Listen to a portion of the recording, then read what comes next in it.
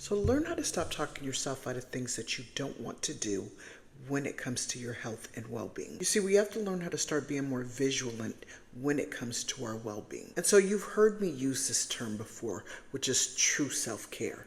And true self-care is doing the things that you don't want to do. It's doing the hard part that you don't want to do. And so when it comes to mental, physical, emotional self-care, even spiritual self-care, it's more than what we've deemed to be lattes or spa days or the pretty side of self-care, which in fact is great. We all don't want to feel stressed out when it comes to the hard part when it comes to self-care. But the message that I want to put out when it comes to true self-care is, once again, we're deciding not to do the things that we should be doing when it comes to our health and well-being. We end up talking ourselves out of it because it doesn't seem fun sometimes when you're getting into the mental aspect of self-care or the spiritual aspect or even the deep physical aspect of self-care. We want things to be fun. We want things to be exciting. And so self-care doesn't mean it has to be hard. There are points in time where it does get tough.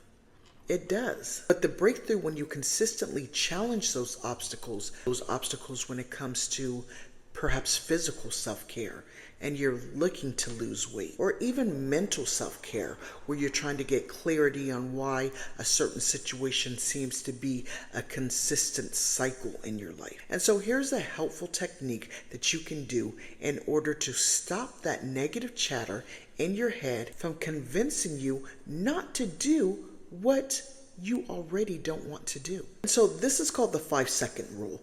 And you don't even have to just apply this to self-care. You can apply it to any activity that you just don't feel like doing, such as doing the dishes, such as whatever it is. And so when we don't feel like doing something, we will talk ourselves out of it. So what you're going to do is you're going to count from 1 to 5 or 5 to 1. And so before you end up getting to that final number, you're going to go ahead and start proceeding to do the activity that you didn't want to do. So what you did was you stopped yourself in your track from convincing yourself to not do the activity that you didn't want to do. And again, anytime you go past 5, your mind will convince you not to do that activity. And so this is an activity that can be done in order to at least help start the process. It's not always going to be easy. We are always going to want to backslide and convince ourselves that no, I'm not counting to 5. I'm not doing this.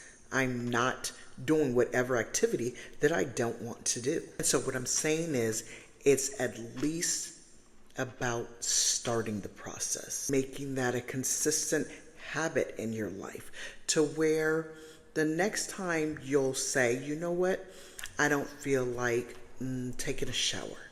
I don't feel like brushing my teeth. I don't feel like doing whatever, perhaps exercising. But you know what, let me stop. Let me count to 5. And before I get to that final number, let me go ahead and proceed to whatever activity that I just did not want to do. And you'll find yourself consistently, gradually realizing, you know what? Yeah, I've made this a habit now. I've made this a consistent part of my life to where, the next time I may be like, you know what? I don't even need to count to 5 because I have automatically made that a consistent part of my self-care routine.